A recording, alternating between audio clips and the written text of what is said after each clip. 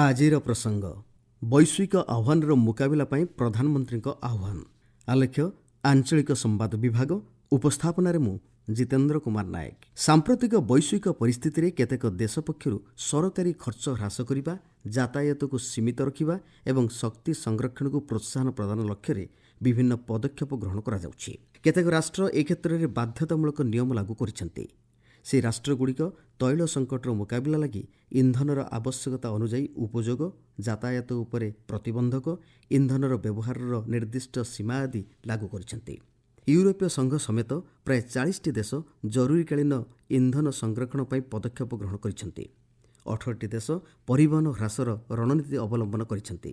ଇନ୍ଧନ ବ୍ୟବହାର ପାଇଁ ସୀମା ନିର୍ଦ୍ଧାରଣ କରାଯିବା ସହ ଦୈନିକ ବାହନ ଚଳାଚଳକୁ ନିୟନ୍ତ୍ରଣ କରିବା, ଗଣ ପରିବହନକୁ ପ୍ରୋତ୍ସାହନ ଦେବା, ବୈଦ୍ୟୁତିକ ଯାନ ବ୍ୟବହାରକୁ ତ୍ୱରାନ୍ୱିତ କରିବା ଆଦି ପଦକ୍ଷେପ ଗ୍ରହଣ କରିଛନ୍ତି। 13ଟି ଦେଶ ଘରୁ କାମ କରିବାର ବ୍ୟବସ୍ଥା କିମ୍ବା ଦୂରରୁ ଥାଇ କାମ କରିବାର ନିୟମ ଲାଗୁ କରିଛନ୍ତି। ସାର୍ବଜନୀନ କ୍ଷେତ୍ରରେ ଏହି ବ୍ୟବସ୍ଥା ବିଶେଷ କରି କାର୍ଯ୍ୟକାରୀ କରାଯାଇଛି। 35ଟିରୁ ଅଧିକ ଦେଶ ଶକ୍ତି ସଂରକ୍ଷଣ କ୍ଷେତ୍ରରେ ଜନସଚେତନତା ବୃଦ୍ଧି, ଇନ୍ଧନ ସୀମା ନିର୍ଦ୍ଧାରଣ, ସରକାରୀ ଯାତ୍ରା କଟକଣା ଏବଂ ସାର୍ବଜନୀନ ସ୍ତରରେ ବ୍ୟବସ୍ଥିତ ଢଙ୍ଗରେ ଇନ୍ଧନ ବ୍ୟବହାରକୁ ପ୍ରୋତ୍ସାହନ ସଂକ୍ରାନ୍ତ ପଦକ୍ଷେପ ଗ୍ରହଣ କରିଛନ୍ତି। ରନ୍ଧନ ପାଇଁ ଆବଶ୍ୟକ ତେଲ, ଏଲ୍ପିଜି ବ୍ୟବହାର ହ୍ରାସ କରିବା ଲାଗି 3ଟି ଦେଶ ସିଧାସଳଖ ପଦକ୍ଷେପ ଗ୍ରହଣ କରିଛନ୍ତି।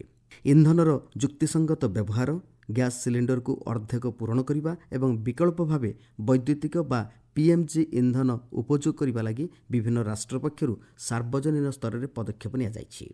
କେତେକ ରାଷ୍ଟ୍ର ପ୍ରଶାସନିକ ସେବା କର୍ମଚାରୀଙ୍କ ପାଇଁ ଘରୁ କାମ କରିବା କିମ୍ବା କାର୍ଯ୍ୟାଳୟଠାରୁ ଦୂରରେ ରହି କାମ କରିବାର ବ୍ୟବସ୍ଥାକୁ କାର୍ଯ୍ୟକାରୀ କରିଛନ୍ତି।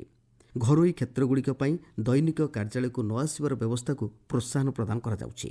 ପାକିସ୍ତାନରେ ସପ୍ତାହକୁ 4 ଦିନ କାମ କରିବା ଏବଂ ପାଖାପାଖି 50% କ୍ଷେତ୍ରରେ ଘରୁ କାମ କରିବାର ବ୍ୟବସ୍ଥା କରାଯାଇଛି।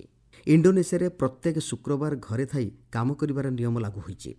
ଶ୍ରୀଲଙ୍କାରେ ପ୍ରତ୍ୟେକ ବୁଧବାର କାର୍ଯ୍ୟାଳୟଗୁଡ଼ିକୁ ବନ୍ଦ ରଖାଯାଇଛି। Korea, Cambodia, Lao PDR, Malaysia, Philippines, Thailand, Vietnam, Peru ଏବଂ ଇଜିପ୍ଟ ଆଦି ଦେଶ ଇନ୍ଧନ ସଞ୍ଚୟ ଲାଗି ନିୟମାବଳୀ ପ୍ରଣୟନ କରିଛନ୍ତି। ବିଦ୍ୟୁତ୍ ସଞ୍ଚୟକୁ ଦୃଷ୍ଟିରେ ରଖି Bangladesh, Singapore, Cambodia, Malaysia, Sri Lanka, Thailand, Jordan ଆଦି ଦେଶରେ ଏସି ବ୍ୟବହାରକୁ ହ୍ରାସ କରିବା ପାଇଁ ସଚେତନ କରାଯାଉଛି। ଏଥିପାଇଁ ବିକଳ୍ପ ବ୍ୟବସ୍ଥା ଗ୍ରହଣକୁ ପ୍ରୋତ୍ସାହନ ପ୍ରଦାନ କରାଯାଇଛି।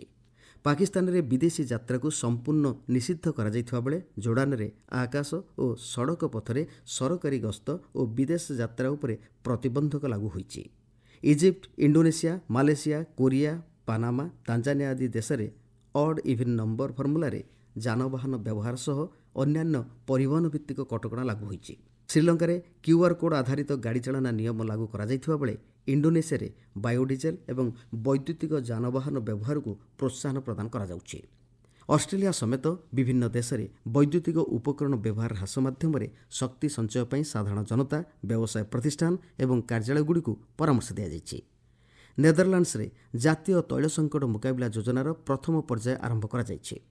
ଘରୋଇ ଉପଭୋକ୍ତା ଏବଂ ବ୍ୟବସାୟ ପ୍ରତିଷ୍ଠାନଗୁଡ଼ିକୁ ସୌରଶକ୍ତି ବ୍ୟବହାର ତଥା ଲକ୍ଷ୍ୟ ଆଧାରିତ ପ୍ୟାକେଜ କାର୍ଯ୍ୟକାରୀ କରିବା ଲାଗି କୁହାଯାଇଛି। ଫ୍ରାନ୍ସ, ବ୍ରିଟେନ୍, ଚିଲି ଆଦି ଦେଶଗୁଡ଼ିକରେ ବୈଦ୍ୟୁତିକ ଯାନବାହନ ବ୍ୟବହାର ଉପରେ ପ୍ରୋତ୍ସାହନ ପ୍ରଦାନ କରାଯାଇଛି। ପ୍ରଧାନମନ୍ତ୍ରୀ ନରେନ୍ଦ୍ର ମୋଦି ମଧ୍ୟ ଭାରତରେ ଏ ଦିଗରେ ସଂଯମ ହେବାକୁ ଦେଶବାସୀଙ୍କୁ ଆହ୍ୱାନ ଦେଇଛନ୍ତି। ସାମ୍ପ୍ରତିକ ପରିସ୍ଥିତି ତଥା ଭବିଷ୍ୟତ ଆହ୍ୱାନର ମୁକାବିଲା ପାଇଁ ଏଭଳି ପଦକ୍ଷେପ ଗ୍ରହଣ ନିତାନ୍ତ ଜରୁରୀ। ଯୁଦ୍ଧର ଘନଘଟା ମଧ୍ୟରେ ଭବିଷ୍ୟତରେ ଉପୁଜିବାକୁ ଥିବା ତୈଳ ତଥା ପ୍ରାକୃତିକ ଗ୍ୟାସ୍ କ୍ଷେତ୍ରର ସଙ୍କଟକୁ ପ୍ରତିହତ କରି ପରିବର୍ତ୍ତିତ ଜୀବନଶୈଳୀକୁ ଆପଣାଇବାର ଆବଶ୍ୟକତା ପଡ଼ୁଛି। ଏଥିପାଇଁ ଆମେ ସଚେତନ ହେବା ସହ ଦୈନନ୍ଦିନ ଜୀବନରେ ଏହାକୁ କାର୍ଯ୍ୟକାରୀ କରିବାକୁ ପଡ଼ିବ। ମିଳିମିଶି ଏ ଦିଗରେ ପ୍ରୟାସ କରା ନଗଲେ ପରିସ୍ଥିତିର ମୁକାବିଲା ସମ୍ଭବ ହେବ ନାହିଁ। ଏଣୁ ପ୍ରଧାନମନ୍ତ୍ରୀଙ୍କ ନିବେଦନ କୌଣସି ବ୍ୟତିକ୍ରମ କିମ୍ବା ଅତ୍ୟଧିକ ନୁହେଁ, ବରଂ ଭବିଷ୍ୟତ ରୂପରେଖ ପାଇଁ ଏକ ମାର୍ଗଦର୍ଶନ ଭାବରେ ଆପଣାଇବାକୁ ପଡ଼ିବ।